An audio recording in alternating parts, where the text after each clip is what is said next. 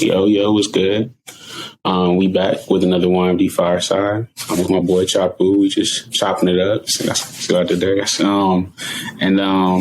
Talking about life and everything. I'm gonna let him introduce himself. So how you doing, man? How's it going? Yo, what's going on, everybody? My name is Victor Borgia, also known as Chap Beats, aka Chapulín Colorado.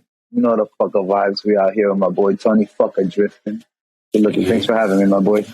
Appreciate that. Of course. Thank you for being on, man. I always appreciate people coming in and sharing their experiences and all that good stuff. But yeah, tell us more. For sure. Tell us more about yourself, man. No, yeah. Like I said, my name is Victor. I work in the music industry. I am a scout A&R, underground junior philosopher and entrepreneur. I have degrees in political philosophy and master's degree in international affairs and media studies. I specifically work on sound engineering and sound understanding, and kind of like the philosophies behind creative development and artist upbringing through agency and just quality of marketable demand. That's tough. You have to do these. You wear these many different hats. One of the different hats you wear is the head of Bushwick Productions, right? That's right, Bushwick. Tell us about what that entails, what that's like, what that means. Break it down to me like I'm a kid, man. Like, tell me everything about it. Shout out Bushwick, my entire family, Bushwick. Yeah, so Bushwick Productions comes from I'm the founder and the co-operator. My partner, Matt, he's another operator. He's an artist himself. He goes by Mula. We co-own the company. I founded Bushwick because of I guess you can say it was like kind of in due time, from my experiences and my networking in the music world. I noticed there was a lot of potential with the work that I've done in the past. I come from the schools of A$AP Yams, rest in peace, someone who we follow a lot in the city and who we had indirect and some sort of direct sort of connect with in the way we were building and developing music in New York City. In 2007, 8, and 9, there was these rap battles that were happening in Harlem and different parts of the cities in Brooklyn, and so it was like an interesting thing. I was involved into attending these things as an spectator. And then during school, I started documenting it more and through academia by opening spaces with the Wall Street Journal or Politico and different magazines that kind of could have had a sort of vision to the streets. That was that was literally where it started, where I kind of wanted to have modern journalist culture, modern media culture sort of focus on what's going on in the up and coming life of hip hop of the time. I saw it as kind of like a open space for hip hop, because when you had this transition of bravado, macho bravado, sort of like raps, we call it like the transition from baggy jeans to skinny jeans. You had a different sound. You had a different shift, a shifting of sort of like development. And I think that in that transition, I feel like it took like about 3 to 4 years for hip hop to actually become this shape. And so like from 2005 to 2008 and 9, you had music, you had hip hop, but you had this new thing brewing. And I kind of saw that. And I was also an adolescent too at the time. So I kind of saw that growing. And then you had the rise of A$AP Mob with Rocky, Ferg, and so it kind of gave us a whole momentum where I had an expertise. I started working directly in management of low-tier A$AP Mob artists, started working with Ty Wise, started working with A$AP, and got to learn a lot from 12E, a bunch of different people of the time, Young Syrup, a bunch of them who had a vision. Young Syrup, for example, was someone who Yams believed was going to be like this whole crossover Latino punk street shit that we see MGK rocking. That was Yams thinking that shit like in 2010. And so shout out Young Sarah, man. Like wherever he's at right now, I don't know where he at, but these are the people who actually saw a different sound of for the culture in 2009. And so growing up with that and being able to work around that led me to eventually in 2018, I ended up working with Bodega Bands. I got work. Ola hired me to work with their team that were campaigning on Reebok with Little Baby when he was just coming out and stuff. So all of these sort of like approaches, Saweetie was part of that too, JIDK. And all of these sort of approaches to the music and my experiences in the industry said, you know what, I gotta do something for myself. And so Bushwick came about. I had done a couple of tracks already with people. I had collected a couple of royalties, and I'm still living off of them too. So that's pretty cool. Shout out to them. But I just started doing something for my own, you know, and then that's what Bushwick started. And also mainly to put my ear on the ground and to allow my ear to then move muscles of my body for these people who I believe sound like they could be something that in the future would sound, for popular culture. But that's what it was. It was really the hunger and the need to create something for a community that I noticed 10 years down the line was looking to thrive the same way I saw communities thrive in 2009. That's tough. That's really tough. Okay. That My bad sounds if awesome. I go on rants, bro. That's just how I think. Nah, bro. Look, I walk it like I talk it. We want you to speak your authentic truth on the fireside. You know what I'm saying? So, please. And that's actually, man, you kind of gave me a lot to think about. I was like, okay, what's a good follow up question? Because I got these basic ass questions, so I'm trying to sauce it up. But yeah. But so what I want to know is why specifically Bushwick? Like, what is your background in your like just everyday life? What shapes Bushwick? Because I want to kind of get a little deeper into that more. But there's some other things I want to touch on too. So, but yeah, why Bushwick? Yeah, no. So Bushwick. I'm an immigrant to this country. I came in here in 1996 when I was 13 years old. I landed in Queens. I was originally I was an Elmhurst queen, Elmhurst kid, East Elmhurst, the hell Elmhurst. You know what I'm saying? Gotcha. And so I grew up in Jackson Heights and East Elmhurst. Those who shout out to everybody from out there, man. Shout out all my niggas from out there, man. All my peoples. I got tons of family, friends, close friends that got kids now and shit that are from there. So shout out my Queens family. I got them in my heart. Like they shit on me all the time. They think I'm a Queens kid because I'm pretty much a inner borough fucking child. I'm a 278 Queens, Brooklyn Queens Expressway kid. Got it tattooed on me, you know that. But I'm a Brooklynite. I came into as a migrant. My parents came into Jackson Heights and East Elmhurst, and we lived on 90th Street and then 93rd Street. And it was quickly after that, about like 2 years, 3 years later down the line after that, that we moved into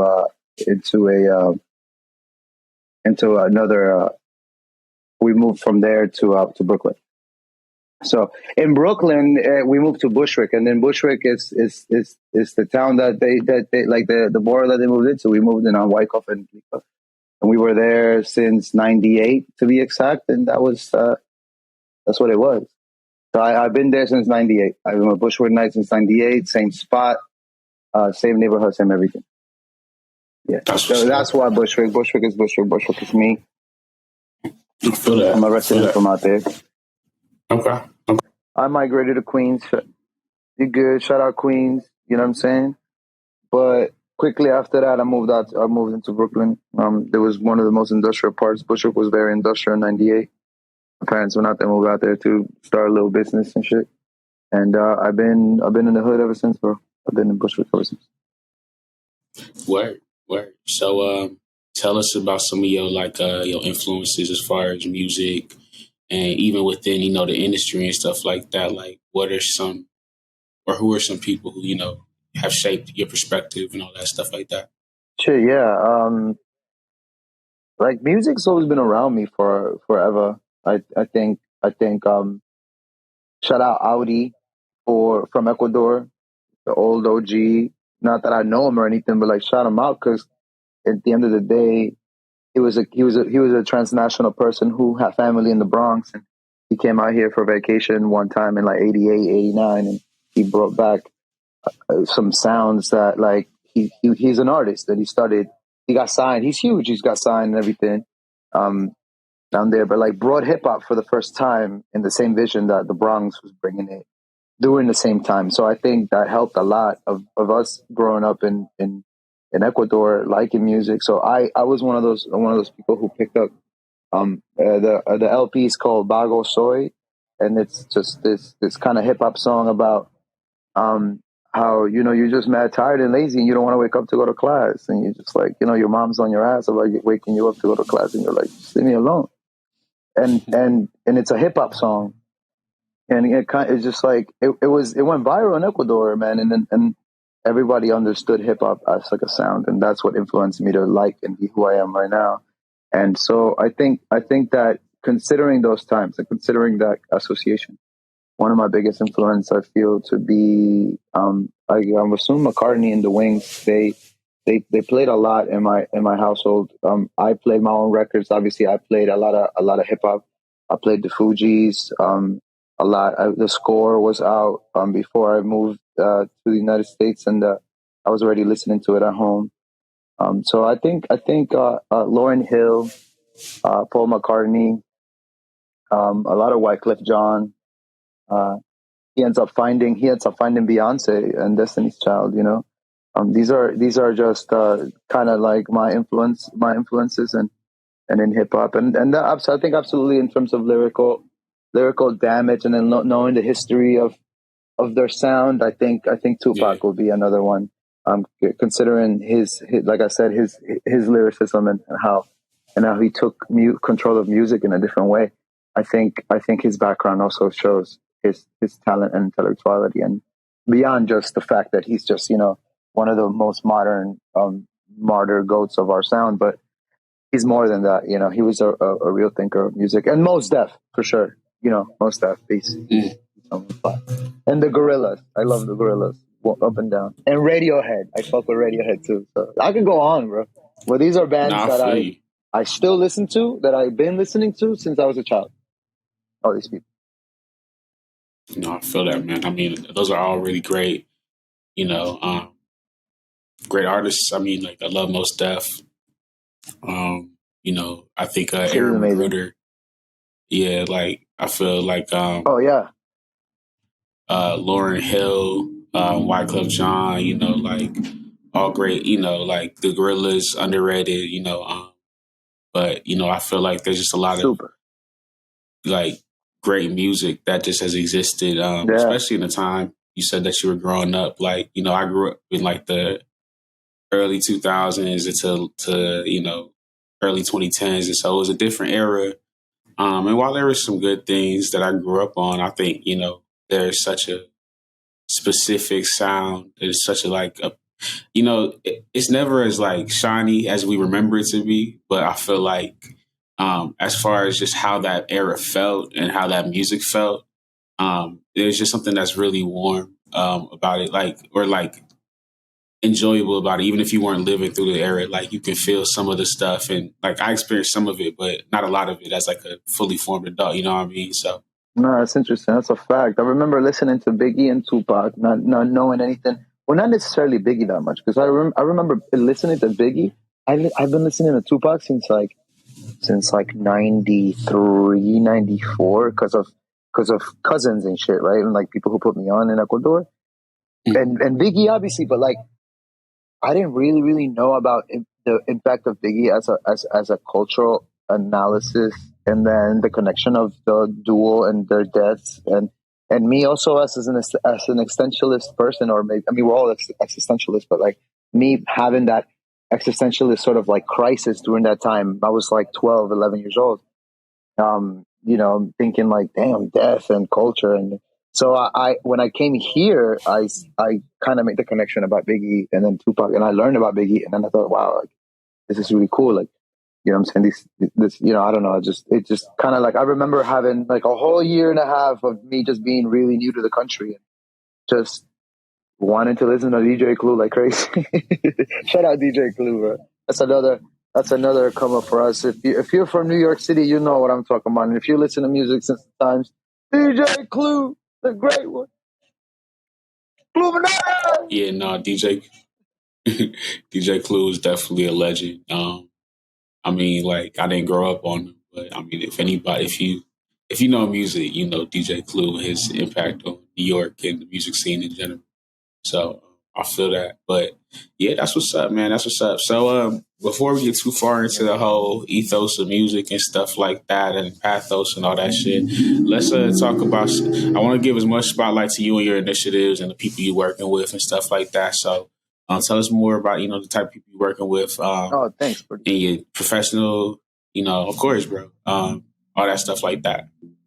Yeah, no, so we pretty much look like, a lot of people could confuse Bushwick to be like a label or, you know what I'm saying, something like, you know, like it really, sometimes it's really hard sometimes to define. It's just like, obviously we want to control the production, not because we want to have control of the production and ownership. We control the production so we can have a cohesive project where multiple people sort of participated in to create a massive work that becomes a record. And I think that's different. And labels do it. That's an engine that labels do it. Yes. And we are now, thanks to a lot of hard work and a lot of due diligence, we're now venturing with labels. We have projects that are on NDAs right now that we can speak about it. We have clients that pay us a certain level of money. So obviously there's a satisfaction that's connected to capitalism and it's connected to marketable values. Like, we get that, but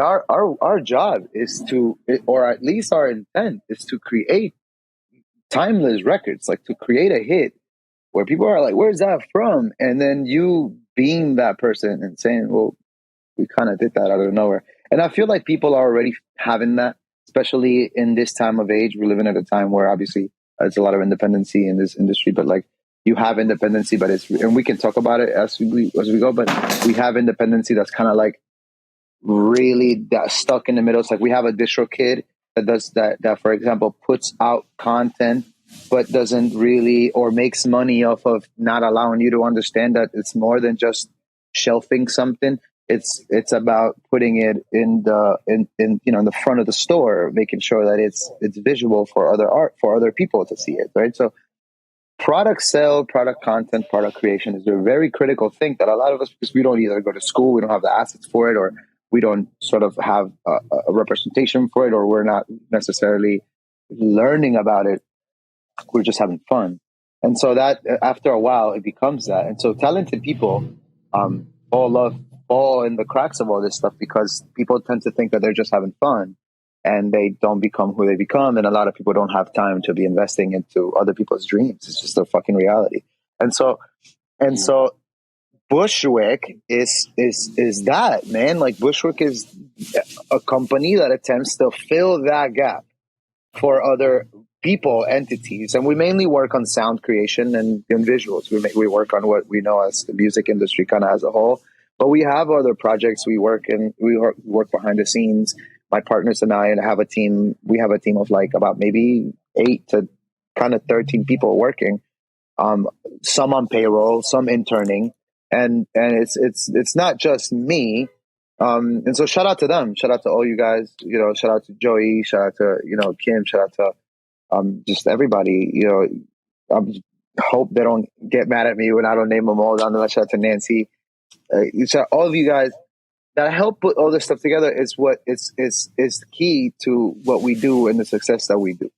So with that said, Bushwick Productions is really like an entrepreneurship system where we learn, where we teach, artists to learn how to take control of their music assets, not by just showing them the royalties and then partaking into the cashing out on them, but more like having them understand how to go about putting a record out and what it takes for that to happen. It started with releasing content. It started with just, let's make a record, let's put it out, let's create this, let's create exclusive projects. Let's just try to push boundaries. Let's have a different takes on these things. Like, and now it's really sort of like an elite system where if you know that you're working with us, you're in the right track, on the right track. That system led to us to have kind of like these venture deals and distribution. We distribute through Music Junkie. Shout out to them. Shout out everyone that works out at Music Junkie. They're connected. We're connected with Music Junkie through Authentic Empire. Shout out to Authentic Empire. Shout out Boom Man. Shout out everybody out there. Shout out Black. Shout out Rick. Shout out all you. So people in Authentic believed in the dream that Bushwick had to have a year and a half ago. It's pretty much it. We get a lot. I remember us. We was pitching a lot, and this is gonna get to who the artists are and who we are. Because at the end of the day, like, we have a roster, and the rosters change. So it's not really about, oh, look, I'm working with a certain amount of people. I have people who are not in my roster, but like I'm doing tons of work with. We work with all sorts of kinds, and all artists are our clients, and we're open for business. Shout out Chap at Busher Productions at CHAAA_PU. Holla at me if you need me. Rates and values. Of course not. But in reality, we do create a roster of people who become clients of us, but that we have a certain focus. It's like what we call the fielders. Right, we have artists who we don't have to, but there's a system of benching where they wait to go on the field because of the creation that they have and because of the quality it partakes with what's going on. So the fielders you would normally find them on our bio or on our website. If you go to busherproductions.com, go to artists, you can find them there. But our fielders are the representatives of the sound that we want to take, and what we know as a productive company that means good business.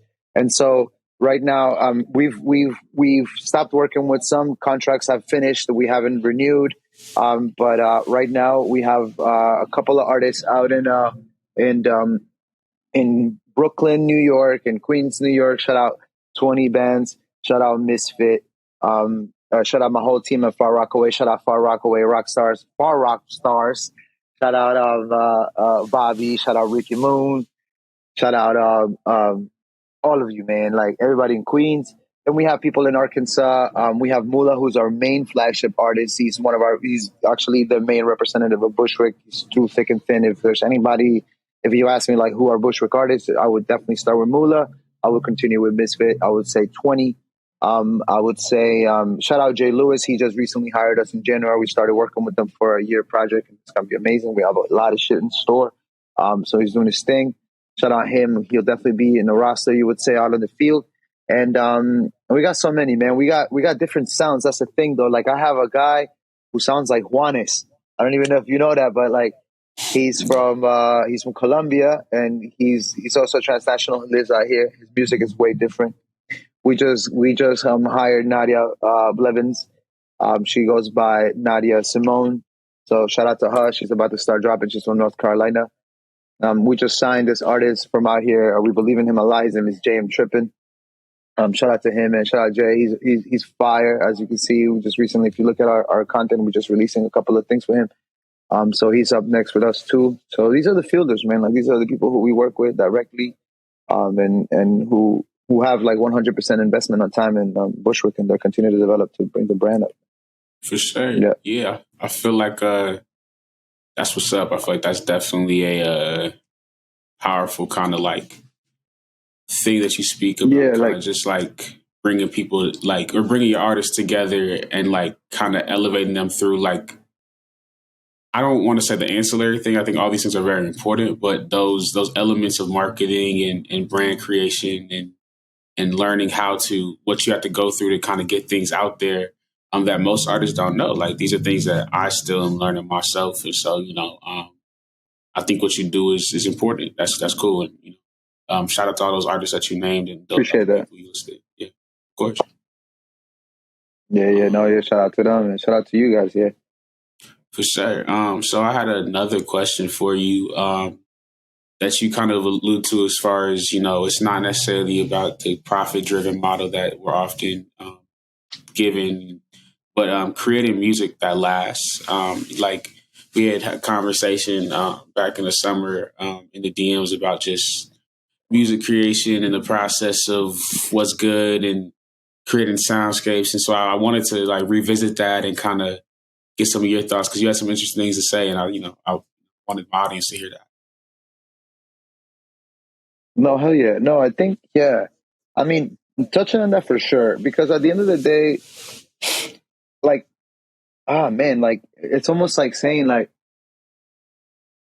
I don't know where to start. Like, if should we, like, first of all, thinking of sound and sound creation could lead you to understand, like, why people are making the shit that they do. Like, why are we creating sound? Like, why is it that, like, we just learned in the documentary? I mean, so a lot of us just learned. I used to criticize Kanye West a lot, now going as Ye, and I tend to respect his vision now more. Not necessarily the way he's seeing marketable assets now, but like what it takes. Like if there's something to take away from that documentary, it shows like these are the experiences that actually that we actually go through, that actually goes down.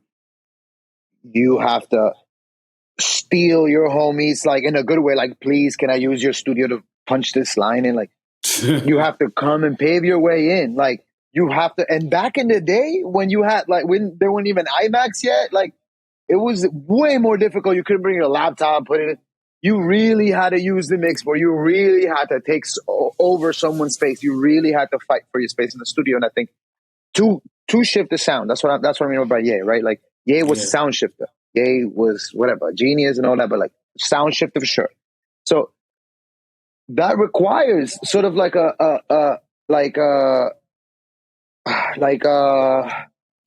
requires a certain level of dedication that a lot of us don't get it. And I think I like you said, I allude to it by saying like there's this thing called having fun with it, and having fun with it has led to us assuming that shit is real when it's not. It's this is what I call post-truth.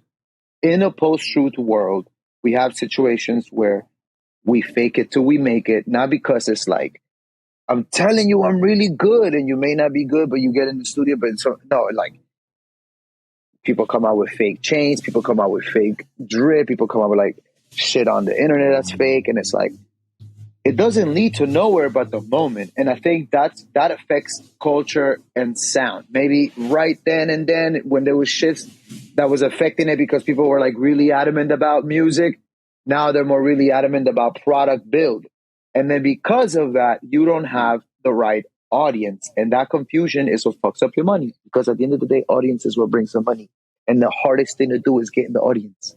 And so to answer, I guess, kind of like to the question, and the reason why I say that is because the development of audiences allows you to bring a natural asset. You do music for the love of music, and people will just fuck with you. And that, my friends, is why all these people become rich. And that could happen to you. You can catalog and you can become really popular because you shit finally like an audience like, wow, you're so natural that like people really are like fucking with me. Like, oh, that's crazy. And as you can see, you can find that natural in everything and everyone, like from cooking shows, from like people who are just like, there's a dude who just made mad money off of NFTs by selling ticket pictures of himself every day for 3 years. And he sold each at like $3. And now he has like $3 million or whatever. Right. So like, yeah. So it's like, so that's the first part, right? Creation of sound to get audiences the wrong way, not getting audiences, but shifting sound and culture. And the reason why I say that is because when you look at culture, what we were discussing was the differences between having sound, like the sound experience, and then having the actual physical sound. So the experience of a sound connects with relativity, connects with, you know what I'm saying, moment, time, all that shit, right? But like the audience of that sound have nothing to do with the actual creation of the sound. Yes, they're fans. Yes, there's people who are like, oh my God, don't give me anything different. Yes, those are limited. I'm talking about timeless shit. I'm talking about like the Paul McCartney shit, like what we started talking about, the Lauryn Hill shit. That's some shit that if you really want to transfer from soundscape to a sound composition, that's what we were discussing. It's like, what the fuck is that? Like, is that in the air? Is that like a physical attainability? So I think the meta ethics of the creation of a sound. And I think to kind of go thorough about it, and what I kind of made an example with you was when I was talking with you was the one that we're born into it without even knowing. When we're in the womb, in our parents' womb, like in our mom's womb, we are listening to the organs moving, the organs, the heart beating, everything going. When our mom eats, when she swallows, when the stomach growls, like we are constantly hearing all that shit for 9 months. And when we pop out the womb, it's nothing, just blank, zero, zilch. And, like, that's why it's like, it's a thing. The metronome is a thing. Our original metronome is our mom's heartbeat. So try teaching people that. And I think that's where the key to successful music is. And I think people have found that. I mean, what's Russ's situation? Russ tells you, right? Like, I was on campus. I wasn't feeling shit. I was getting too high. And I had my computer right there. And I was looking outside of campus. And Kanye West had just dropped Graduation Day. And we just learned that shit took like 5 years to drop because of a Damon Dash.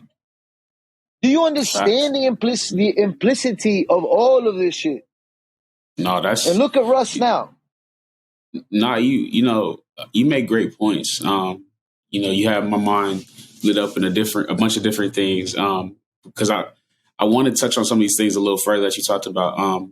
Real quick, one of the things you said was about Kanye's, what it took for Kanye to do, in like that foresight that he had. You know what I'm saying? Because he's a controversial person, like not my favorite person at all times, but definitely somebody who you need to observe and appreciate for what he did for music, like you said, shifted sounds, but also for the calculus that kind of changed with some of the initiatives that he started and things like that.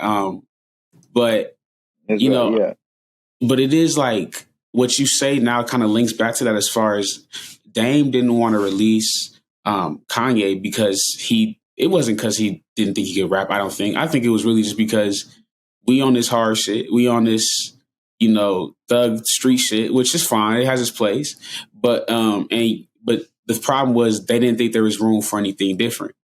And so when you talk about like the timelessness and man, because even that part you talked about as far as like, because I didn't even take it to the level that you took it to. I was just thinking about like how your parents listen to music and shit like that. And so like the music that your parents was listening to, you are psychologically attached to your mother in certain ways, just because, like you said, you develop, in her womb and shit like that. And so you feel the emotional responses, you feel certain things. And so just like certain music, like you said, finding that sound because one thing I've learned in my musical journey is like, I like to rap, and I'm not a horrible rapper. I think I'm pretty good when I'm on, but I'm not a rapper. I'm a singer. You know what I'm saying? Like, and so like there might be some time where I rap because I'm feeling it and shit like that. But when I'm at my best as an artist, it's when I'm singing. That's because I grew up on soul music.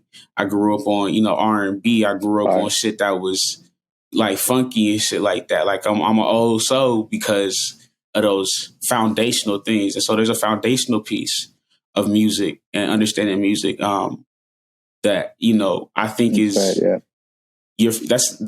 I'm starting my development working with artists on a small scale and stuff like that right now. And it's like getting people to understand, like, you got to find what your frequency is. Like, you got to find where you feel comfortable in making music. You can't think about, and that takes a long time for most people.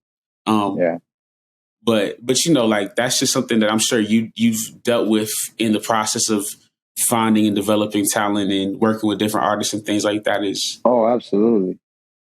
Oh, absolutely. And I think if you want to ask me like, what's the key to all that? It's Mhm. given the space and not given yourself as the ultimate precursor for it. You have to take a step back and allow it. And there's anything you can do. The best thing you can do is fail at it. And this is what I'm saying. The Facts. criticism in here is that like Damon Dash should have just failed because what would he have to lose? What the fuck would he have to lose? Putting in it on his label a different sound, like an RCA, like a Columbia, like a Sony, because that's what they do. What do you think? And this is very key because I mean I hope people are listening because we live in a fucking culture where we give our jobs and this is real. This is really I call this street nepotism. Write this shit down. Street nepotism. Well, the moment we pop off, we give our jobs to our own people. And our cousins get their jobs, and our best friends get their jobs, and then our cousin's cousin get the jobs, and they don't have the same trade that you should be given these jobs for people to. And so shit just goes array. So what happens? When you actually take full control and these people are in ultimate control and they have an experience because, bro, we're human beings. And all of these people, and especially because we're black and brown, and well, all people are smart, but I always like to say, like, I always like to empower my colored people. It's like, we're here now. Feel me? Like we're always oppressed and we're still oppressed as fuck, but like we're here now. And like, I love to see like, I mean, like I love to see like an artist, like, without his shirt with the chains on or all iced out, looking like African or like brown color scheme kings. I'm glad we're not savages anymore because we used to look like that and we used to like kill people in the name of God. So that's shitty.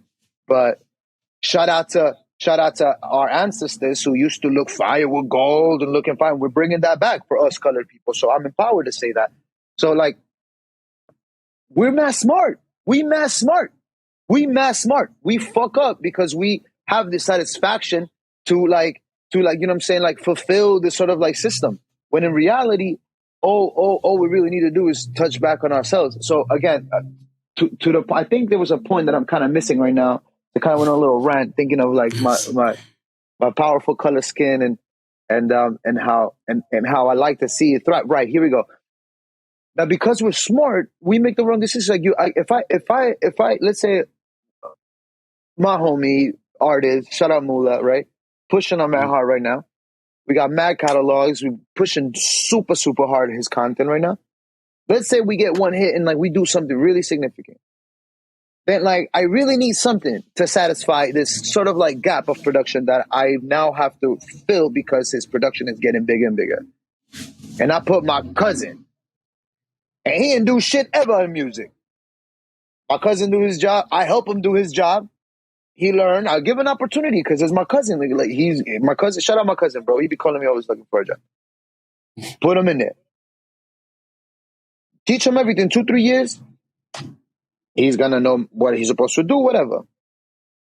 He gets empowered, right? Because I don't know who he really is, or I'm not sure that he's got it like me. He could be looking at the next motherfucking Bobby Brown. He could be looking at the next motherfucking Alicia Keys. And he say, nah, man, that's ass. I'm out. And you'll be walking out the room. Where the fuck is my representation in that? So we have that, bro. And I will not say who. I will not say names. I will not say camps. But if look at my Instagram, look at Bush Productions. Shout out to all my artists. All of you guys have gotten me there. But we've touched and rubbed shoulders with so many stars. We've seen camps, production camps of so many of them. We've shook hands to their managers, to their people, to the executives. I said, I'm not going to name names. They asked. Because I'm out here thinking if I would have that budget, my man.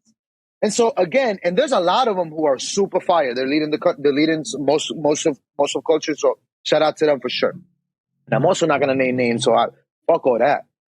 But in reality, it's not, you know what I'm saying? We're not in a culture. We're not in a culture where we're actually being fulfilled by this. And there was a moment in time where hip hop had this. And it was before the bravado. And the reason why we shut it down because it was fucking scary and the system did it. And that was the times of Africa Bambaataa. That was the times of Tribe Called Quest. Mos Def comes out of there. Tupac comes out of there. What's her name? Fuck. this huge artist, man. What's her name? Fuck, I hate forgetting. No, well, before Missy Elliott, man. What's her name? She's an actress now, man. Come on. Queen Latifah, man. Shout out to Queen Latifah, man. How could I forget that great name, bro? But like, all these people come out from there. But look what happened. You see what happened with Chap Cold Quest? You see what Q-Tip ended up doing, bro? He did Hypnotize or some shit. They kept the African sound, but they went market and they shaped hip-hop forever. That's the space that I'm talking about, where motherfuckers didn't know what to do. Before that, we had an industry where it was, you know, beautiful music and powerful shit. The visuals were crazy. Sometimes the songs didn't even make sense, but they were cool as fuck. And the visuals were wild, and it's all about African fucking movement and momentum and the post-apartheid, you know, just like feeling. Like what I was saying before, I feel it sometimes, bro. Like I'll be in the VIPs and I'll be looking at Little Baby and he be wilding out with the chains, bro. And I'll be like, bro, yes. Like that's not extra. We need that. We need to see that. And so like, the reason why I'm saying that, bro, is because if we didn't have that, we would have space for music. It is the case that the Diamond Dash situation is a perfect example on how it's a prolonged thing. So like what's his name? The A&R, Clive, is the Clive Institute of Recorded Studies is named after him. Forget his first name. I'm forgetting his last name, but Clive was an A&R who went around and saw this shit, right? He was one of the last ones to fucking like do this shit for real. He found Jefferson Airplane. He found, if you can research his first name, bro, he found Jefferson Airplane. He found Santana. He found Whitney Houston. Feel me? Like, he found Willie Nelson. Nigga, like, he found everybody. Oh, it and it wasn't all one. Clive Davis. He found everybody. And he was going around and like giving spaces to people and sounds that he would have never listened to himself. And I think I learned from that. That's the key, right? Like shout out Clive Davis. Shout out the Clive Davis Institute of Recorded Music, man. That's my forte. I did a whole certification there. Learned a lot, everything a lot. I'm not talking out of my ass. I'm talking out of instructors, professors, and also out of the knowledge of my own research in music. Because this is where we come from. The expressive sound of music, and this is what we're having the discussion about. So yeah, you know what I'm saying? You have to open up the spaces, and you cannot have street nepotism. When you have a system of work that's prolific, when a system of work that's knowledgeable, you'll be able to get there, bro. And a lot of people done it. A lot of people done it. Smart people. Shout out 10K Projects, because I be looking at the way that they move. They got, I think, Ian Dior on their team. They got they had Tekashi 6ix9ine. They have Trippie Redd. And they these are people who, and this is I think Alien Grange label, and he's a visionary, right? Like he's low key a millionaire and all that. Like he's doing his thing, right? There's no wrong with that, but like ain't not a lot of people like that, and ain't not a lot of people thinking like that without that power, which makes it more powerful for us. It's very little of that. And then once they start looking at us like that, like I'm getting offers. Like in a little scale, I'm not trying to be like, oh, I'm getting offers everywhere, right? Like I'm trying to get my foot in the door inside labels, right? Talk your shit. But like, you know what I'm saying? Like I'm trying to keep independent until, cause like I go to a label and what do I do? Be like, yo, check out my artist. You know, Yams, A$AP Yams, bro. Because this is the reason why I was mentioning the Damon Dash shit. Because that shit is a culture that happens mostly in New York City. And I will put my hand on y'all niggas' necks on this. You know why? Because this shit is gotta stop. Because at the end of the day, Rocky wouldn't be Rocky if it wasn't for Yams busting his ass trying to get Jim Jones to get off his ass from letting fucking Cameron go with letting them rock.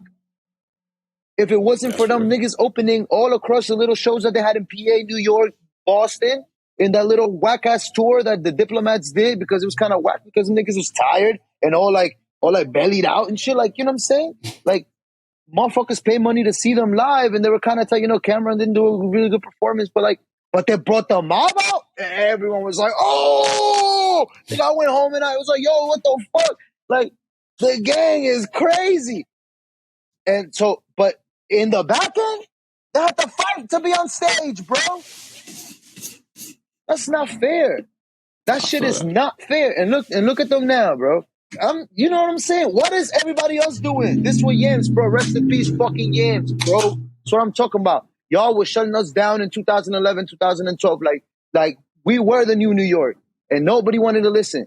Nobody wanted to listen. We was listening to Future pop off with Tony Montana. We was listening to Meek Mills and the beef that they was having. Like nobody wanted to listen to the city. We was building our own sound, and look at us now, nigga. They still want to shut us down. And that's what, to me, that shit is the reason. The Damon Dash and sometimes the Jim Jones, look at what he said 2 weeks ago. He missed out on Drake, bro. What? He was drunk as hell in the drink champs. Talk about how I could have signed Drake. Bro, you don't say that. You don't say that. Unless you're drunk, you don't say that. That's the L. Why would you even mention that you almost signed the biggest? Why the fuck would you talk about it now? Yeah, like that's like saying I almost dropped Jordan. It's like we could have dropped the Jordan number one, like, but we took Sam Bowie. Like, no, just whack, bro. And that's why I get heated, because it's like, you know what I mean? It's like these are in our industry we call it gatekeepers. The gatekeepers. I fucking hate that term. Shout out to all you gatekeepers. I hate that term. There ain't no such thing as gatekeepers. You know what I mean? Like, people be telling me, like, yo, bro, I'm going to send your artists to some of the gatekeepers in the city. But, like, you know what I mean? Fuck that, bro. Fuck the gatekeepers. There ain't no such thing. If you consider yourself a gatekeeper, bro, you're just an A&R. You find talent, take it somewhere. Period. I mean, the gatekeepers, to me, honestly, is money. That's the biggest gatekeeper is because once you have money, you can buy the market, you can buy the production, you can buy the things that you need. And I mean, that's just the language of this country. So I'm not going to lie, bro. Mullah and I, a year and a half ago, when we knew we was buzzing, we had some good content. We were showing it underneath. We were showing it like behind the scenes to people. So, yo, what do you think about the shifts? We you know what I mean? Shout out Mullah again, bro. He's a fucking songwriter, composer, singer. He's the whole nine on type of artist. And when you look at it, we was pushing this sound. We was pushing this vision. We was pushing this sort of like image of this shout out Mullah. You know what I'm saying? Caucasian white artist. Everybody's in their minds about that. Like, you know, the Jack Harlow shit had just popped off. We had this whole plan. And they was just shutting it down, bro. Like, oh, nah. Or like, oh, yeah, maybe. But it's like, and then we did it ourselves. And now those same people are like, oh, bro, and it's like, yeah, it's cool. No wrong energy at all. It's all good. It's normal. We assumed it. It's okay. It happens, right? But it's like, you feel me? It's like there's no position, and now these people are like, oh, they're like either entwined or now because of what we're doing, the only thing we're left for us to do is like go to the gatekeeper. So suck a dick. Feel me? And I wish I could just shout out names right now, but I'm not going to, because that's not fair to nobody.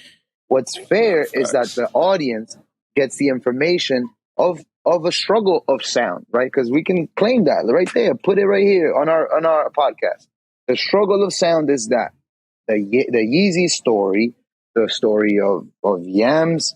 The poor man started as a delivery dude. He had to go and to deliver at Diplomat Records and their offices and bring like a couple of boxes and say, yo, listen to my artist. He's on I. And it's a bunch of niggas in gang vocals saying, I fucked your bitch, nigga. She sucked my dick. You know, it's like, maybe people were like, nah, man, that's not it. Because you had, you know what I'm saying? You had like Jay-Z, you know what I'm saying? Cameron, Jim Jones. It's like, how the fuck is this man going to make it with his shit? Nobody listened to his, nobody wanted to listen to his shit, bro. Nah, I feel there were some little people in those spaces that gave him, man. Shout out Karen Civil and all those people who gave him the space. Those people gave him the space for him to actually rock. Karen Civil was working in that, and he gave him the space. That was giving his buddy. And now we have Rocky, Ferg, a bunch of people. Culture shifted in New York City.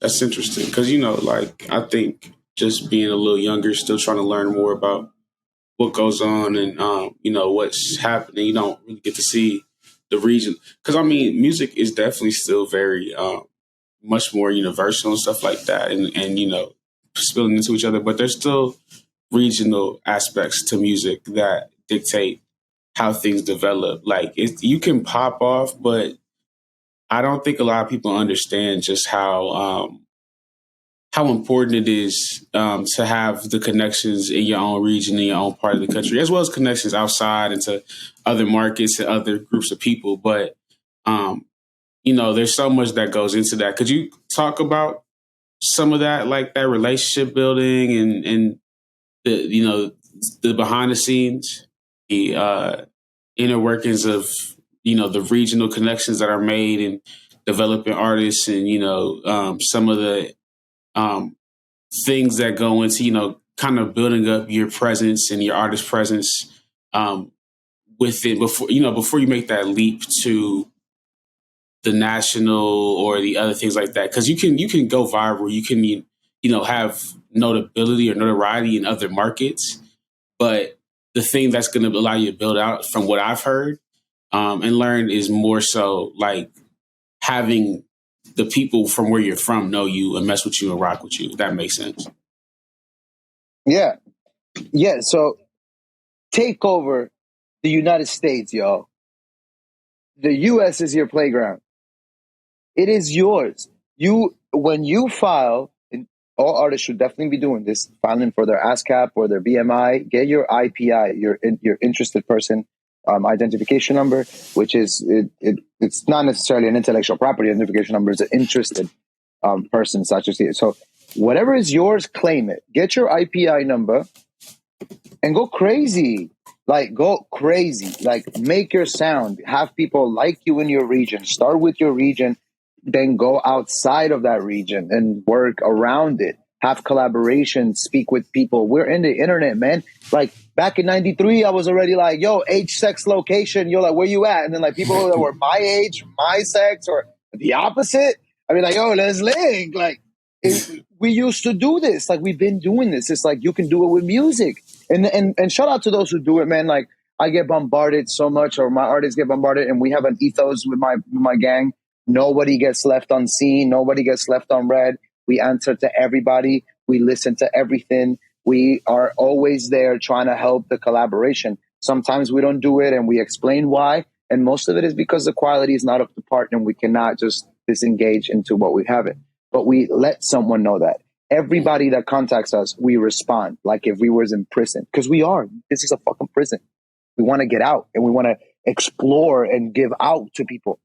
And so that's huge. And we teach that to our artists. Have an open mindset, open yourself to others. And when you actually become more successful, keep doing it, and then continue to open it for others who are coming underneath it. If you don't do that, then all this shit is just phony, because that's how you see me, Tony. I'm in LA.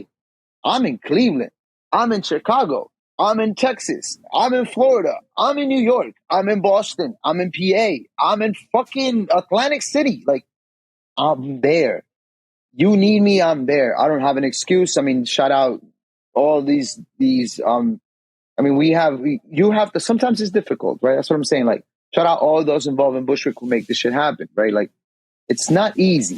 It's not easy to just go and fly out and spend money. I'm not also saying, like, be realistic, right? Like, but you could do it, right? Like, you can have a collaboration. Like, I remember I was traveling to Virginia to shoot a video and make a song, and I had to sleep on the floor. Like, you know what I mean? Like, and I got so the song didn't even go out. The song wasn't even released.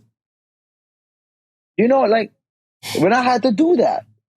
Yeah. And so, like, you know what I mean? It's like, it's not easy, bro. And like, and I don't even got it. Like, it's not even like we got it, bro. Like, we're making mere a couple of grand and this music shit. And you know how much money it takes to make a record. A record goes like $500,000.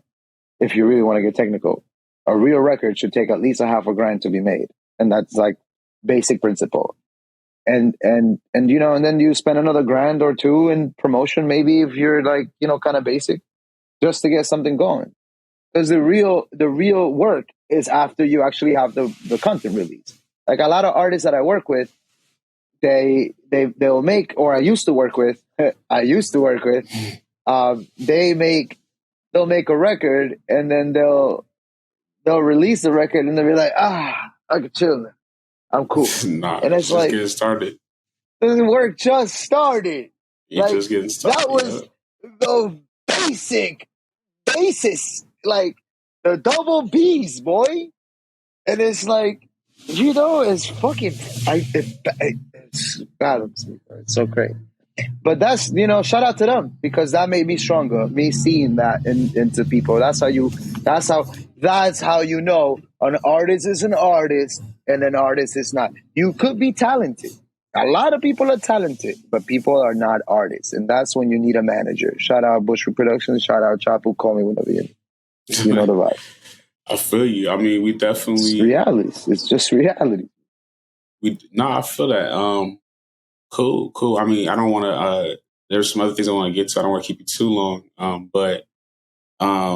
No, bro. We're locking into how long ever it would take. I'm just going to keep going. This is cool. This is important, bro. You're going to put this out in the world, and people are going to get to listen to some of the little rants little Chap be saying, but because they're very important for the common person like you and I, bro. Because, like, at the end of the day, these are the shit that I be trying to tell people. It's like, bro, it's costly to work with me, bro. That's what I'm saying. Like, I'm going to say that, bro. It's costly to work with me. Not everybody can work with me. Shout out to all of you guys. Every single artist that works with me pays me, bro. And I'm trying to tell you, like, it's not just royalties, cataloging. Like, I make a living off of my artists. So shout out to you guys. But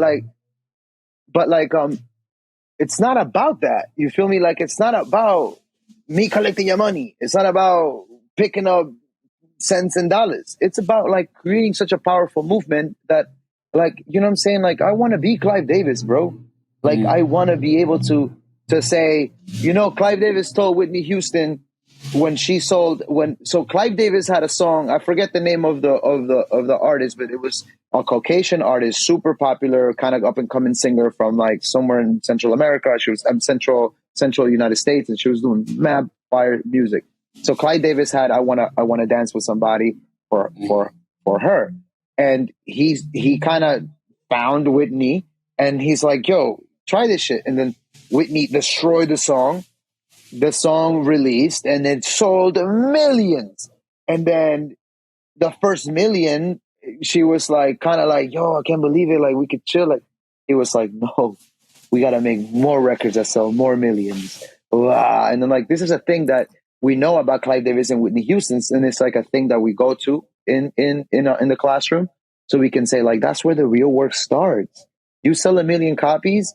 It's not just a philosophy like, oh yeah, I sold 1 million, I'm just gonna go for more. No, it's more like there's a system behind that intensity, and that system creates the consistency to be where you're at. This is what happened to Lil Nas X, bro. That's why people wanted to shit on him and shit, but he didn't give us just a one hit wonder. Now he's a fucking icon.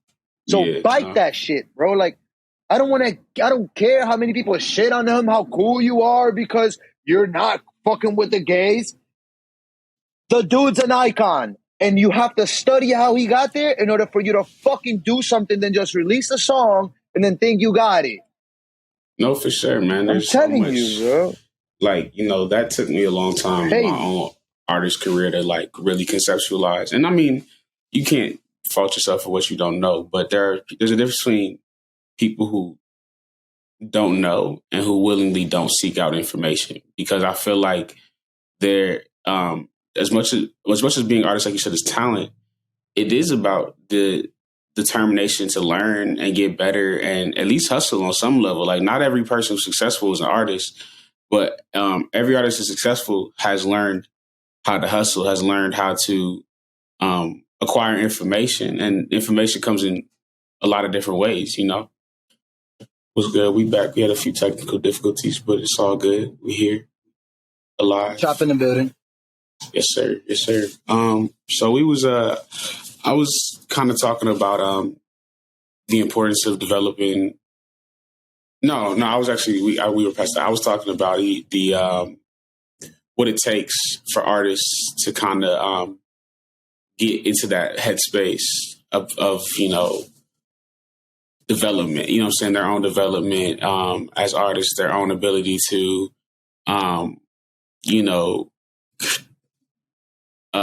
really market it out. I think that's what I was talking about, but I don't know. But I mean, I think that's a good thing to kind of talk about some more as far as like the future of music marketing releases. You know, there's a lot of things with TikTok being something where there's a lot of free new exposure, and there's NFTs, and there's the metaverse, and there's all these different avenues. And, you know, I think I'm at a stage where I'm really experimental in my thing, because I haven't really developed the income streams to like continuously invest in these things. So I feel like while that can be frustrating, that's a fun time to poke around and see what works, what doesn't work, what trends to try, and, you know, get that. But what's your kind of mindset on what artists can do in those in-between stages to get to where you are, where you're servicing artists and stuff like that? Like, can you give us an overview of some of the steps you think artists should continue to take outside of just the ASCAP and BMI stuff is crucial, but what other things can artists be thinking about doing, or have you seen, you know, stuff like that? Yeah. So I think what an artist should really, in order for you to get to a successful kind of like pathway in a sense or another. You can hear me well, though. I know it's raining, but you can hear me well? Yeah, you're good.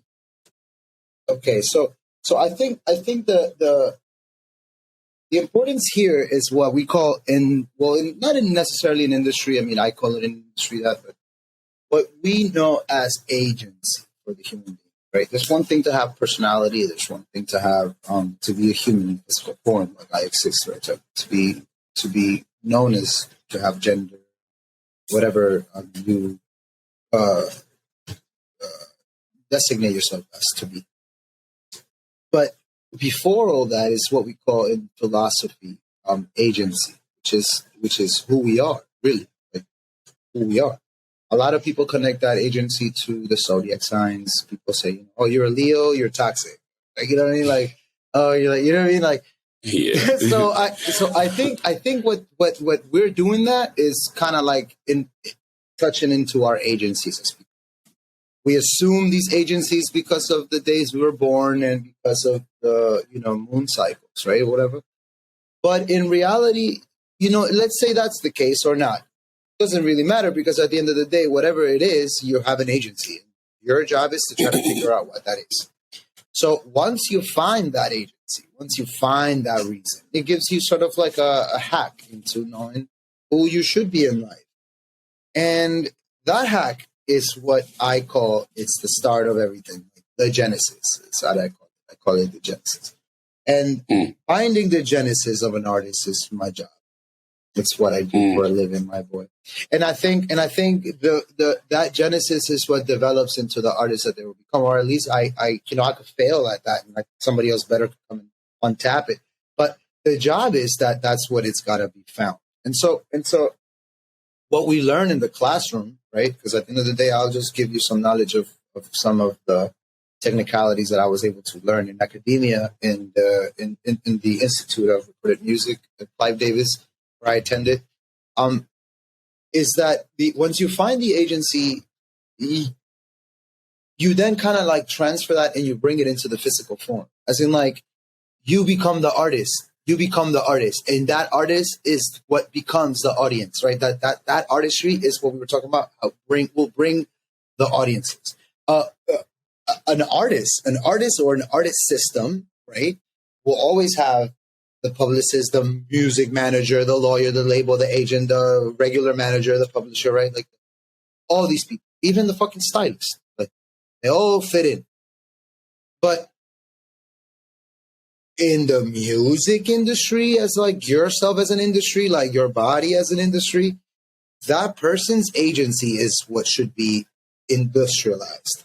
And you got to be careful, because, like, you know what I'm saying? This is when people trip out when you make songs. You're like, oh man, it happened a lot in punk. I was a punk kid growing up. I used to while I listened to hip hop. Then again, this is the time where I could not listen to hip hop because I loved the dynasty. Jay-Z is woof. I've been listening to Jay-Z since before he was even hitting scores on movies. Like before Rush Hour 2, mind you, I was like 11, 12, like when Rush Hour came out and Hard Knock Lives Volume 2 came out. people were listening to Hard Knocks Live Volume 2, not because there was the streets and everybody loved it, but because they did a really good job by placing one of their singles in there in the Rush Hour movie. And that made the song popular. It forced the song for cataloging. It forced the song because all these entities were involved now. Jay-Z was put on the map, and maybe shout out Damon Dash. He had a lot to do with it, or maybe he was fucking with the right people who did that. Right? Because at the end of the day, Damon Dash is just like, yo, man, you got to work with him. I don't know if he does more than that. I mean, he probably does now as an industry man, for sure. But, I mean, or not, right? Like, think about the shots he missed. But at the end of the day, that position, right, of getting the agency out into the world is what sells the whole artist. So you have to start with that. Your audience is never going to come. Like, you're going to be so confused and dropping out mad songs, doing a bunch of shit. But if you don't know who you are first, and I know it sounds mad vague or it's kind of like abstract, but like it's not simple either. I'm not trying to say, but it's literally that. It's as simple as one little thing. So people fucking like, take a break, like look at your loved ones, like smile more. I don't know, like find inspiration to find yourself and then do music. Facts. And then do music. You feel me? Like, and then do music because then the expression becomes different and you find that natural. And then once you know it, motherfuckers is like, yo, that's hard. Like, so for example, I'll give an example of JM, right? Like, I would say that his agency is kind of like this kind of like jumpy, fast lyricist, bars is back type of stylist. And he's kind of funny in his rhymes. And he asked me the other day, he was like, yo, you think that's too much? Like, am I saying some like, maybe because he sees that there are other rappers maybe in my camp or something that are more kind of like on the tougher sense. Well, I don't know. I really don't know what made him say that. I'm like, bro, that's hard. What are you talking about? He was not doubting himself. He's an artist that knows what he wants. He just asked my opinion. It's like, what do you think? Do you think it's like, what do you think? I'm like, I like it because it's different, because I also think it's funny. When Eminem dropped and all his funny ass comments and lyrics are hilarious. They build an audience. So I see a kid who is, shout out JM, he's 19. I see a kid and I'm like, he's got an agency. He chased that. And so who knows? His audience, if you check out his Instagram and stuff like that, his audience is just growing. You never know. When we'll speak in a year and a half from now, you'll see how different he is. And we can say, oh, look, that's what we were talking about, Tony. But that's it. That's literally what we're doing with JM. And we're chasing that agency. We're chasing that sort of like personality of the artist. Okay. Cool. Yeah, man. Chase the agency, make music after that. You know that. My bad. No, you good. It's the buffer. But what you think about NFTs, man? Just as somebody who's looking at the market and all that stuff, like, is there value in it? Is it just a buzzword? I have my own opinions. I don't think it is just a buzzword. I think it's going to be important, but I think it's a little overblown in some ways as well. I think NFTs are they're necessary and they're important in life, and I think it's a very interesting thing, obviously. But I think that and obviously cryptocurrency, in a sense, they're not Ponzi schemes, or they could be Ponzi schemes. Maybe they are Ponzi schemes. Right? Sometimes they are, yeah. But I think right, like, but I think it's a chance that we take into enhance, like into shape the culture. It could be the case that in a system like the way it is designed in a whole different way. Like, for example, Web 2 is designed different than Web 3, than Web 3, right? So it's like, and then, but it's like, like at the end of the day, we're not trading necessarily, there are things that are being traded by people, and then when people just decide not to, all that stuff falls. And when there's money involved, it could be really difficult because, we're not just building a new internet for us to communicate, but we're building a new internet for us to commercialize. And as you can see, that commercialization is already trickling up to the big leagues. And soon enough, it's going to be somewhere where if they consolidate it, they'll control it. There will be what we call in crypto, the big whales. And because big whaling exists, and the holding philosophy exists, it's always going to be a recipe for disaster. And that could be the way people are thinking that it's Ponzi schemes. So I did stop investing in crypto a little bit. I do have gains, and I've kept them there to see what's up. And if I lose them, that's just what I will lose. But I stopped searching, and I am not looking for NFTs at this moment because it is something that I want to kind of clap back about. But I am encouraging a lot of the Web3 use. I think it's amazing. I got myself an Oculus. I love being in the virtual world. I think it's awesome. I like hanging out. You know what I'm saying? Like, I don't have to necessarily, I'm the broke kid in there. I'm like, oh, I don't got money. I can't chill. I'm out. And I just leave out. But like, yeah, like I just, I like the fun in it. I just don't, I don't think I like this. This is already too much. Like, I'd rather be in front of you, motherfucker. Like, I'd rather like you know what I'm saying? I want to smell your scent. You know what I'm saying? I want to see your face. Like, I want to dab you down. You feel me? Like, smoke with you. Like, I don't want to, you know what I'm saying? So yeah, the Web3 could be a little difficult, but I fuck with it. But yeah, NFTs could be, watch out. Just watch out because there's nothing in there. You come in and you kind of climb, but there's nothing there. And it's the same thing with the dollar. That's what I'm saying. Watch out for putting your money in the bank. Like, you put in $5,000 that your granny gave you, or you earn it with your hard work because you went and you fixed someone's car or something. And you put in those $5,000 and then the bank closes tomorrow. Nigga, you gone. That shit gone, bro. Shit gone. Gosh. You got to diversify your assets, man. Yeah, the dollar doesn't have any backings. We haven't had backings in the dollar since like the 70s, but really before that, since we lost the gold standard, was way before that. They gave us a social security system in return of taking the gold standard out the dollar. So yes, we have a social security system that sometimes does not want to pay us, and when they pay us very little, when we really fucked. And we traded in for a real standard of our assets. So if I traded this, if I bought this shit if I would have bought this shit for $50 if it were the case that our dollars would be worth more. This is the reason why this shit's worth 200 and this is worth 150. And Yeezy, although he's really, really going against the norm, he really sticking you with $100 before you can listen or play his music. Like, I'm telling you, it's like, it's not, you know what I'm saying? Not everything that glitters is gold, baby. For sure, man. Look, I wish that's something I think all artists need to hear, man. Because, had a situation like last week where, somebody. Yeah, repeat that. All right. No, yeah, I said I had a situation last week where somebody, a jeweler or whatever, they package got sent to my crib or whatever, and like, it don't take a genius to understand what was probably in there type shit. Like, it wasn't just no regular thing, whatever. I could have been like, oh, I got me some ice now. I can go do whatever. But the way my mind works is that I value connections and karma, you know what I'm saying, over for that. Yeah, and I mean, if you're about to tell me you gave that shit back, man, that's respect. I mean, I did, and that's it's not even on no like bragging shit. That's just how I was raised. That's just I didn't want the I don't want the negative energy. You gotta brag that because you gotta broadcast good energy. That's the point. Like, we have to broadcast good energy, and that's what you're doing. That's what I'm saying. Like, I want to be in this podcast, and I want to be on the Fireside because it's. You know what I'm saying? It's because we're putting out content that people could benefit from. And I'm all about that, bro. Listen to me. One thing that you have to tell an artist is this. Everyone has a history. Every single human being that follows you, that writes to you, that like really likes you, that goes, yo, bro, I can't believe I saw you live. I can't believe you gave me a hug. Because it'd be like that. I work with artists pro bono, and sometimes I work on there'll be weekends that I have to work on artists and stuff like that.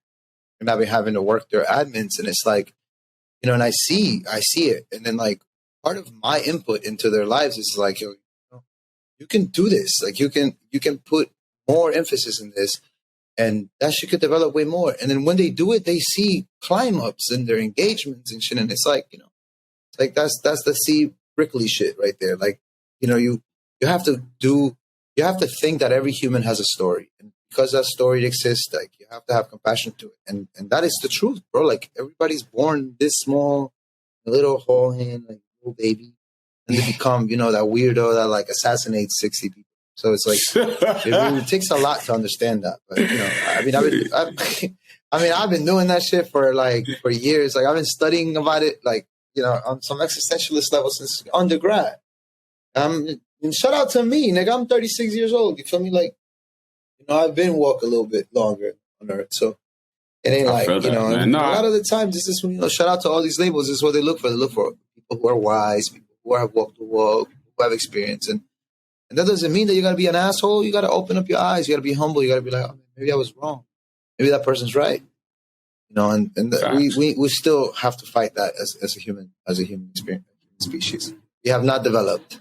I hope we develop soon to be like this crazy all people, where we're like, I kind of feel like people in outer worlds, because when you really think about it, like if the moon were to explode right now, or the sun were to the moon, let's say that if the moon were to explode, we would have that experience 8 minutes after that. So science shows that we are delayed by 8 minutes to what's happening. This is, when you see a bomb explode, you don't hear it. You know what I'm saying? You see a bomb go, so you see it, but then you hear the sound and it impacts you like seconds later. That's called relativism. We see it, but it's the future. This is how Albert Einstein used to be like, yo, bro, we can time travel. Because if that shit happened already, like, fuck. So there's this really specific, so this really specific specificity makes me think like, yo, there's people, because at the end of the day, like we see that shit like open, like the sun and then like us around it. But in reality, it's a spiral. And like time is, you have to see like, everything's like this. It expands, right? And it's forever expanding. That's what they say, right? It's expanding forever. It keeps on going. But our part, it's like, it's a spiral. So because it's a spiral, this is how Einstein was able to talk about space-time. He believed that space-time is different than the time that we have in the relative world. And space-time allows us to travel. So I feel like there are people in the future that are like us that are already evolved. And those people are amazing. Those people are like super fire, and they can hover, and they can like, and they're not assholes. They're like, it's us evolved in the future. Facts. And because we evolved. We call them aliens, nigga. Because we evolved. That's what I'm saying. Like, and there could be gods in the evolutional world. Like, that's cool too. I fuck with that. It could be like a god that made us, but like we evolved. That doesn't mean that we don't come from an evolutionary state of mind. Like maybe God made plankton, nigga. Like fuck. And we came out of it. It's mad funny that you bring that up because I feel like I broke my brain over summer, like just getting into the existential shit for a long time. Like got depressed for a little bit because I was like, man, I can't figure none of this shit out. And then took a break. It was like, I took a break. I was like, you know what, bro? I'm gonna just stop thinking about it for a little bit. I'm gonna just live my life. That's the most existential thing you could ever do. Yeah, bro. You should be like, so bro, you made it. You made it. Yeah, like I'm alive, so fuck it. And then but yesterday I was looking that shit up again, or listen to it, and then got immediately got back to let me just relax again. But I think about these things near constantly. As far as like, I was never like a science expert, but especially during the pandemic, I had a lot of time, so I was reading about relativity, existentialism. Who was I thinking of? Marcus Aurelius, Stoicism, like these different kind of ideas of philosophy and like how we are perceived and move through time. And I feel like I try not to mince words too much and like say colloquialisms, but I feel like there's magic that exists, not necessarily in the sense that like, like it's beams coming out of our hands and shit and magic wands, but like the ability to really manipulate, and maybe not manipulate, but influence your environment, influence your reality.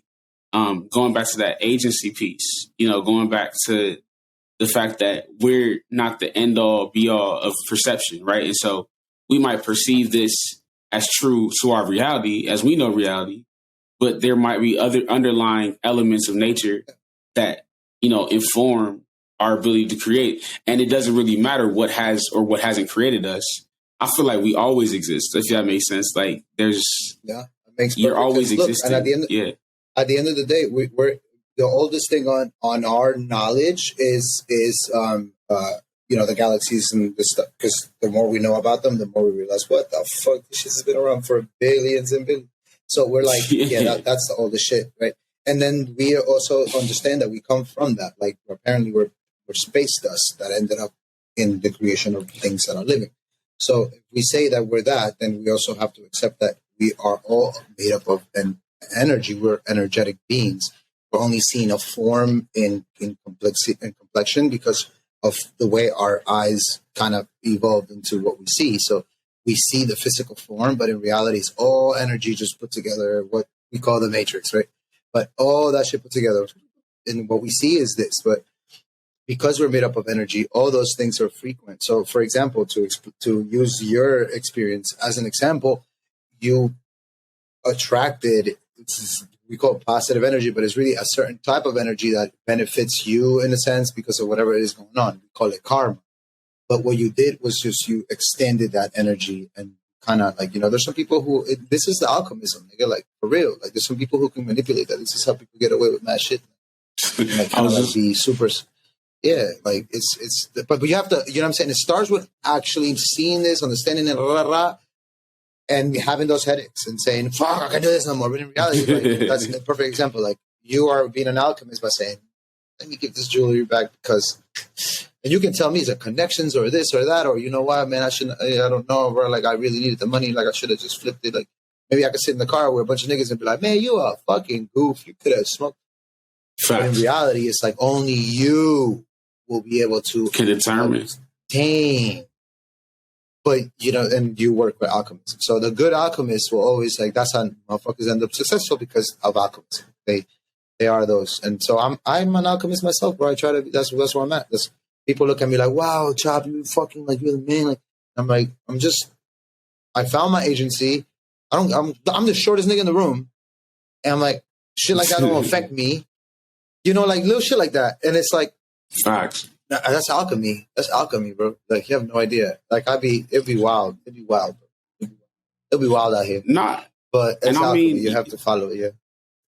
And I think that's like what I was getting at too, essentially, is that, like, of course I could have like picked out the diamonds and did whatever and sold it off and shit like that. But like, bro, I feel like something that a lot of niggas don't get to understand it is like how much the same work you put in to do the fuck shit, it might not confer faster if you do the same work into doing some real shit. Exactly. But it'll get get so much higher from this, like I can hit this nigga.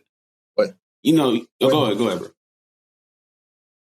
Live forever, Tony. I would say live forever, Tony. When the real niggas die, fake niggas gonna multiply. Shout out Roger. He wrote that with Juicy J. For real, it's true, bro. Multiply, bro. We have to multiply. Real niggas have to multiply. That's the only problem right now. Just real niggas have to multiply. That's why I'm here at the Fireside. Like, we have to multiply. Period. If we don't multiply, fake niggas are gonna multiply. Period. Like, it's over. That's real. We don't want that. We definitely don't want that. But you were saying, bro. I think that's the essence of, what I try to do is like, bro, if you on the type of time where you trying to really impact people positively, if you really trying to, like make connections and be well, like, and that don't even mean on some like, oh, that's going to be my new best friend or he about to hook it up. It's just knowing that another nigga know that you solid. Another nigga know that you moving forward in your shit. And so like, niggas can respect that. And like, for me, that's what I'm all about. Like, I don't gotta be the scariest nigga in the room. Like you said, I'm 5'8" on a good day. Like, you know what I'm saying? 5'9" on a good day. I mean, look, I gotta up it a little bit. No, but I'm 5'2" on a good day. Shit, shit. But that don't mean on a good shit. But motherfuckers will have you thinking that being a man is about physical attributes, or like you said, the glitter shit.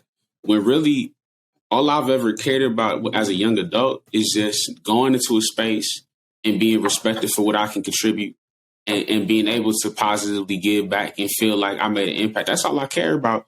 The money and all that shit will come. But if I know that we can have a good conversation, that you can respect me, and that if I have one day come and say, hey, yo, Chap, hey, I'm thinking about this, this, and this, and you respect me to give me the time, not say yes or no, but you respect me to give it the time to say, yeah, I will consider this, or I will have this conversation with you. oh yeah, let's do this, or not. Maybe this ain't the opportunity for me. That is so much more to me than a dollar sign. Because if you can go into a room and niggas fuck with you, you ahead of the curve, and all that shit gonna come. That's exactly how I feel. You couldn't have said it best. Yep. Very well said. Fireside. But let's start to wrap it up a little bit. I want to have one last question for you. And just I want you, whether you mentioned some of your artists, but in general, like who you hearing, who's coming up, what organization? You said a lot actually. So like, but are there any more you want to just like really shout out, just show love to and stuff like that? Yeah. Man, look, shout out my homies out there in DR, Paulo's Music, man. I've been following Paulo's music for a little bit. He's, we chop it up back and forth back in the day about 2 years ago. They were promoting their artist Tokisha, and I was like, super hyped because I believe that shit was going to be like the next hashtag. It still hasn't really popped off yet. It's going to be, Tokisha's the next Cardi B. She's going to be a huge, huge deal in Latin American music, and I think it's going to attract a lot of people, and I think Paulo's is doing a good job on making that connection. And I hope to God I can throw a bone out here, Paulo's. Come on, throw me a bone. But there's a lot of shit happening in the Latin world. So I think my eyes right now are in Latin. I'm actually, I can't say much, but I'm doing something with can't say, but working a lot with Latin and these labels, man. I'm trying to open up the moves out there. So, but I think Tokisha is someone that's coming out of the Dominican Republic right now, and she's getting super hot. And I think she's got a U.S. World Tour right now. So, shout out Rose music coming out. What part of the DR is she from? I believe she's from Macorís, but I don't know. She's not from the capital. She's from she's from one of the small cities. But she's Tokisha, Tokischa. Like, okay, cool. Like Chap, Tokis Chap. Okay, and cool, and so I think she's coming up. It's going to develop a lot of different sound, a lot of like vision into the music world in Latin America right now. So that's going to be really interesting. And next up, Mula, bro. I think Mula. It's going to be like a new wave of rap music, like hip hop music with a hit of like Posty, right? Like Post Malone. And we are just untapping his acoustic and sort of like songwriting. Because he's been writing songs, obviously, but like we're having a different genre. So I think finding the cross section in that is something that is gonna make him kind of like stand out, and people are gonna be interested in highlighting what he's doing. So I think he's someone that we should be looking at. So shout out Muga, shout out Tokisha, shout out what else do I think? I think in regards to I think that's it. I think people should listen to more Shorty too. I think Shorty from LA is pretty good, and he's like super fire. And I think it's super hot. And also this artist Yeet, who's now all of a sudden, I've been talking about Yeet for a little bit. I think recently also Drake kind of just like put on, kind of blessed him a little bit in December by putting him around, like all these kids. And I've been listening to him for like a year, and so he's doing his thing too. So shout out Yeet. And I think that's a perfect example of where the music's going. Like Tokisha's doing like Vogue music for people, music for LGBTQ people or trans people who do what they call I forget, it's not voguing, but I think it's called tiki dancing. When it's like voguing, but it has more like audacity than just regular voguing. Voguing is just voguing, but it's specifically with transgender. So Tokisha just made a single, and it's going crazy, and it hasn't even dropped yet. They dropped the snippet, and the snippet has already got like millions of TikToks. It's fucking insane. Shit. So yeah, man. That's that shape in music. TikTok, that's a bad boy. TikTok will change your life. Like if you consistent on it. Man, I'm just starting to tap TikTok, in. Boy. My little stupid TikToks. I'm trying to get them going viral. But jokes. But I see them. You're that funny, bro. Keep going. You crazy? This is funny. They're good. They're like, there was I guess what people want to say, I would want to see that. You know what I'm saying? Like, I'm barely on TikTok. That's another thing, bro. Like that's why I bring them over to IG. Yeah, I'm always on IG. Maybe I should. I mean, shout out to everything. Maybe I am kind of slacking on that. My team, I gotta get a whole TikTok team together, social media team. We could talk about it, man. We could make some stuff happen. We gotta do this post on the. Yeah, right. We gotta off camera. Yeah, type. Yeah, for sure. But yeah, man. No, that's what's up. No, those are some dope artists, some dope initiatives and shit like that, especially, you know, the LGBTQ representation, you know, like we got love for all people on here. We don't discriminate type shit.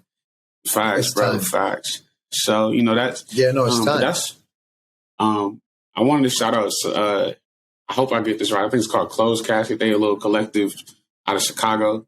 I just went to see them, I saw a whole little performance called Ground Level that they throw down there in the shop. So I just wanted to show them some love. They come out with shit soon. But one of their guys is from Brooklyn. His name is Moses the Marauder. So he's living in Chicago now. What's the collective's name?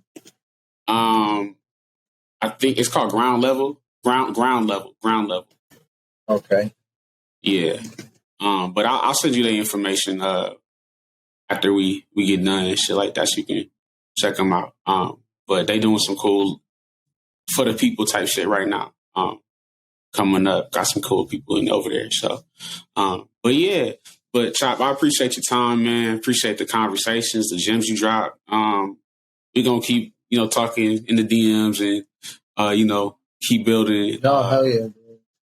For sure. But yeah, man, appreciate it, and we look forward to more conversations. And before I go, let's talk about that other podcast, because you wanted to talk about that too on air before I forget.